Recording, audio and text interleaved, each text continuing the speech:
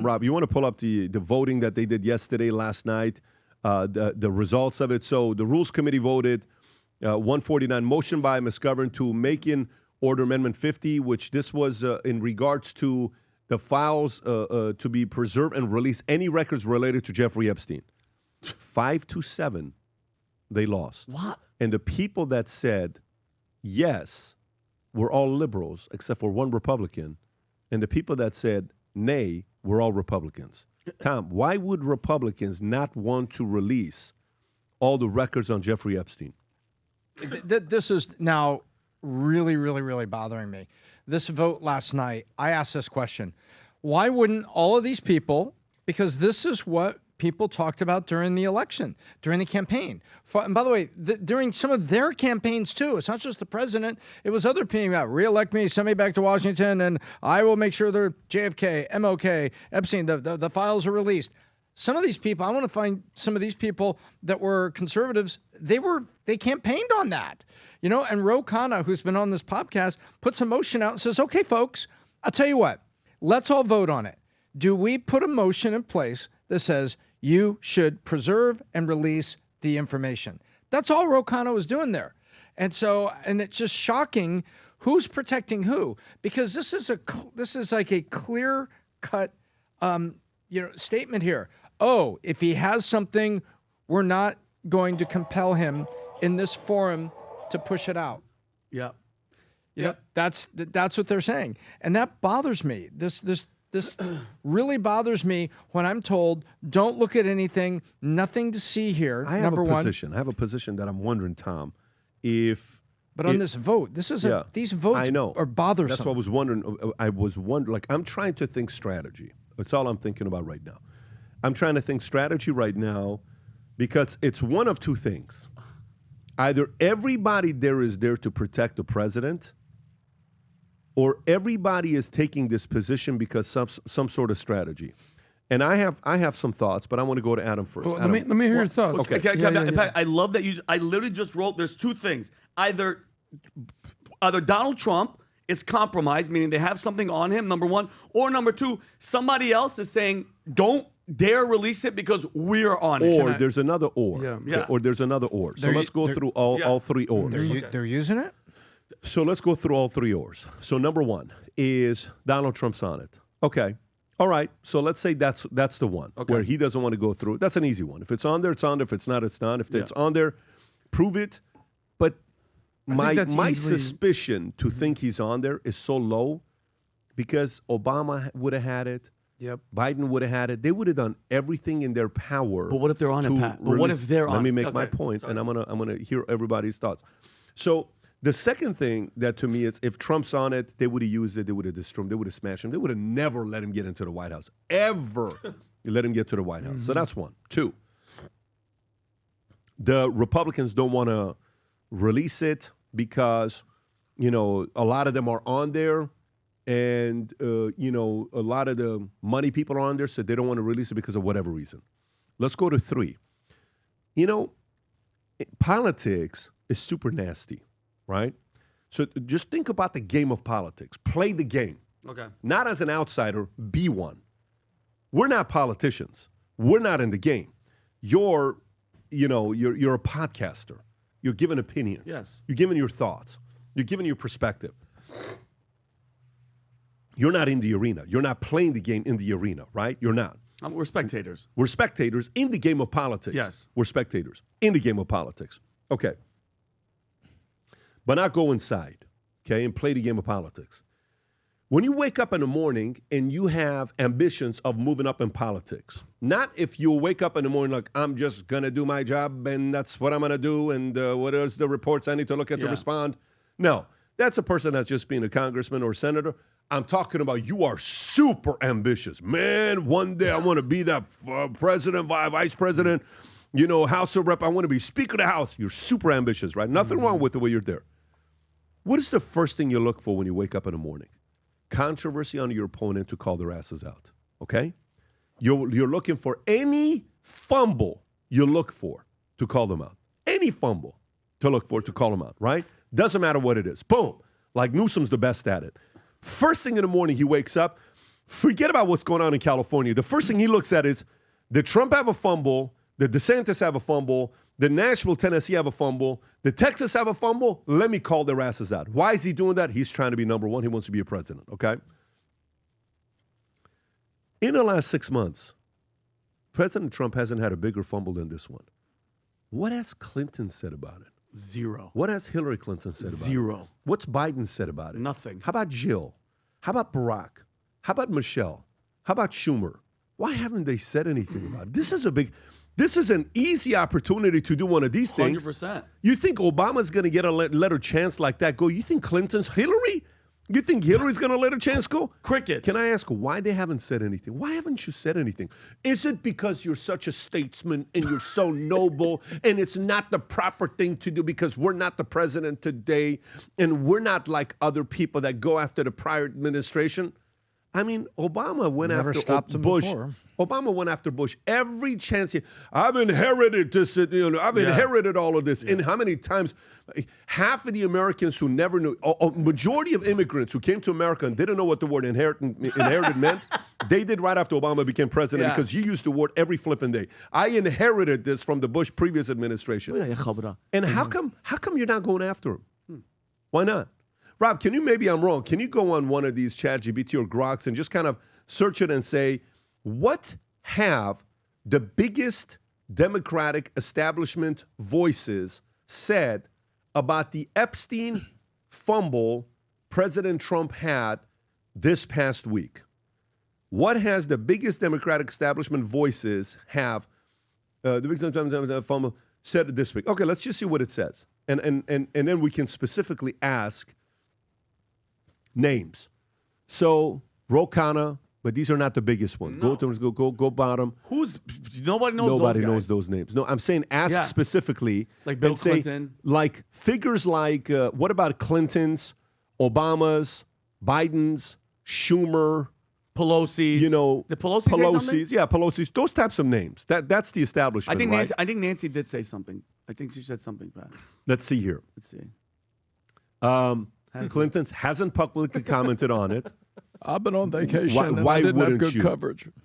Okay, but his past visiting the White House 17 times and flying on Epstein Island in early 2000. Epstein went to the White House 17 times? Damn. Oh, yeah. Hillary Clinton has remained largely silent on the latest development. Okay, Obama's hasn't had any public reaction to Trump's Epstein. However, Trump's strategy of blaming Obama Clinton for scandal shows how he's deflecting responsibility. Biden hasn't issued anything, but Democrats in Congress, no, I'm not talking about Democrats. Schumer has amplified the issue supporting demand for Epstein records and using conjunction. Okay, so that's one. Speaker Pelosi hasn't spoken about the recent fumble, but has historically led efforts to transparency. Okay, and this is ChatGPT. ChatGPT is generally going to be leaning a little bit to the left, right? Why haven't they? Why aren't they saying anything? Why are they quiet? So that leads me to think a guy sends me a message. I think Trump is playing 4D chess and all this other stuff. He's telling me this stuff. Okay, let's give that a little bit of credence. The fact that maybe they have so much intel that they're using this against them. Could it be? Could it be the fact that Obama's, Clinton's, all these guys are so quiet about this Epstein issue? They haven't said anything. They're just watching it from the outside. You're seeing Republicans fight each other. This is a perfect opportunity to jump in and say something. This is a very good opportunity to jump in and say something. You're not saying anything. Why aren't you saying anything? You've never been known for being noble.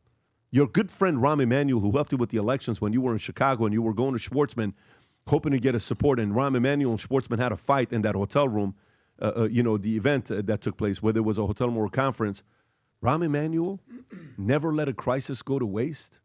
Never. This is a crisis. You guys are letting it go to waste. Why are you letting it go to waste? I don't know. I don't know why you're letting it go to waste. I'm just curious. It's a value. It's a worthy question to ask Very to valid. see what's going on there. And it's crazy that you brought up. It's like, think about that. Jeffrey Epstein visited the White House under Clinton 17 times. And do you guys remember, little fun fact, Mark Middleton, you remember who he was, Rob? Remember that guy? Special assistant to Bill Clinton? He's the guy that signed him on 7 times, signed him on to come see the president, come see the White House. And that's the same guy that suicided himself with a extension cord in a tree, hanged himself, shot himself with a shotgun and they couldn't find the shotgun. Weird. Weird how that happens, guys. Isn't that weird? That's the guy, right, Rob? Mark Middleton. That's the guy. Remember, they shot him, and the detectives were like, "Yeah, this is suicide." They're like, "But guess what? Can't find the gun." Weird. It's weird that they're eerily quiet. Adam, where are you at with this? So, I've been watching a lot of people over the weekend sort of have very emotional responses to what's going on here, and I put these people in 3 categories. There's stupid, stupid, and really stupid. That's just your 3rd category, Vinny. Gotcha. I'll save the best for last. Gotcha. There's the people who want the truth and they're frustrated and they have every right of knowing that. I totally get those people, totally understand that. The second tier of people, I believe, are people who are eating their popcorn watching this. It's like Game of Thrones and House of Cards and Tiger King all in one for these type of people. And then there's a third type of people, like my friend Vinny, who I love very much. And Jeffrey Epstein is living rent-free in your head. And you can't shake it. And every morning you wake up, you're like, dude, we need more information on Epstein. Actually, I don't actually It's like listen. you're watching the show. That's not what I do in the morning. And you're speculating, oh, it's this guy. It could be him. I don't know what's going on. When the reality is, and I mean this sincerely, you don't know shit, bro. Oh, yes, I do. No, you don't. Yes, I do. Because I'll retort when you're done. If Pam Bondi is saying something, and Kash Patel is saying something. Oh, I believe them. And Dan Bongino Oh, is saying something, then and Trump is saying the something. government wouldn't lie at him. You're right. Okay, The government would never lie. I'm not saying that. I'm just saying you don't know. So I have the humility and I have the capacity to say, you know what? Does this matter? Yeah. Can I control any of this? 0. If Pam Bondi can't control this, and Dan Bongino can't control this, and Kash Patel, who basically platformed himself on this issue, can't solve this, Vinny ain't solving this, homie. Who said I'm trying to So solve you it, are. Adam? No, I'm because not. you put yourself out there, Okay, good. and you act like you're the authority on this. You're not. Say, Adam, And when you have hold those on, 3 groups, my final point here is a common theme that we talk about on this show is signal versus noise. To me, this is a whole bunch of noise. You're searching for Bigfoot when I'm trying to get rich and create things in my life. Great. So good luck with your search. Great. I'm going to go live in reality. I have a and I'm fast not question for and I'm not downplaying Yeah. the significance of this. I'm saying for most people who are fat, lazy, broke, the people I'm talking about, they're obsessed with stuff like this when they have so many personal issues in their life they can't fix. So they basically deflect and say, yeah, but Epstein. Yeah, but the Tiger King. Yeah, did you see what happened on Game of Thrones? No, I didn't, because I'm actually doing bigger things in my life. But do you think people... how big are they? So you analyze it and you say there's 3 groups. Okay, of the 3 groups, you say, Adam, what is the percent size of each one? Is it third, a third, a third, as you see it, just as you estimate it? Because you said you broke it into 3 groups you observed.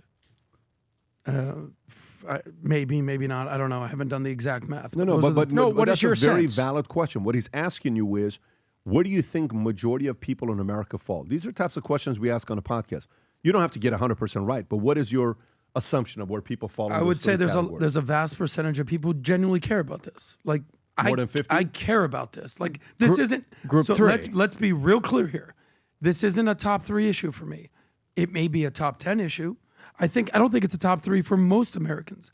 I think most Americans wake up, they want to work, they have to deal with rent or their mortgage, their cost of living. They want to deal with their kids, they want to take their kids to school. It's summer right now. They're worried about immigration, the border.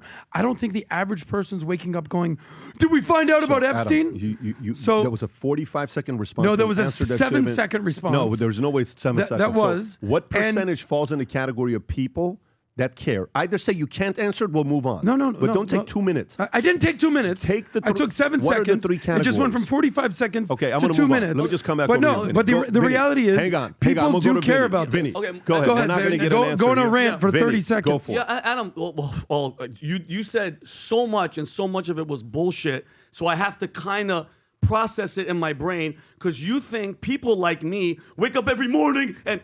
No, Adam, I wake up, I listen to 432 hertz calm, I go to the gym, I do my thing. And I could walk, Adam, like the average American, walk and chew bubblegum at the same time. I could worry about money. I could be investing. Tom took freaking 20 minutes of his time this morning to help me with my investments, help me with my stuff. And guess what? I could still think about Epstein. And the thing is, Adam, here's the real thing. All the victims that are out there, none of them are in your family. Your nieces, your nephew, none of them were raped. None of them were trafficked, Adam. So I could see where you wouldn't give a shit. Were they in your family? No, hold on. Were they in your family? You don't care about the kids that much. No. No. Hold on. That's let me a bullshit finish. argument. No, it's not That's a bullshit argument. Because just like when the border, when these illegals rape, hold on, and murder. Wait a minute. So these are the only kids in the world that are dealing with tragedy. It's just these kids. No, Adam. It's not everywhere in the world. Adam, hundreds. These are the only kids we're going to worry about. No. Okay. Adam. Again, I can walk and chew bubblegum at the same time. Okay. Because you're like, what about all the other stuff? And guess what? Trump has closed the border, okay? Those rapes and killings, barely even happening from illegals, okay? Tariffs, ICE, everything is kicking ass. The main problem right now is they all ran on Epstein, deep state, everybody, we're going to get them. The future looks bright hats that are the ones that never stay on the shelves, and you guys ask for more of this style, is the future looks bright, where the phrase is on the flipping hat. This is now, these hats, when you see these letters coming out, they don't stay a long time. And these new ones that we have, the black is a navy blue. That's navy blue. And white typography. It is absolutely sick. They're not numbered. Well, we didn't order a big supply of them. We ordered a limited supply of them, so it's going to be a first come, first serve. It'll go out. We got the Miami color one. The future looks bright. This one's absolutely sick. When you look at this on the inside of it, Rob, if you can show what that looks like. Right there on the back end, yeah. And then we have another one that's the gray and future looks bright with the American flag.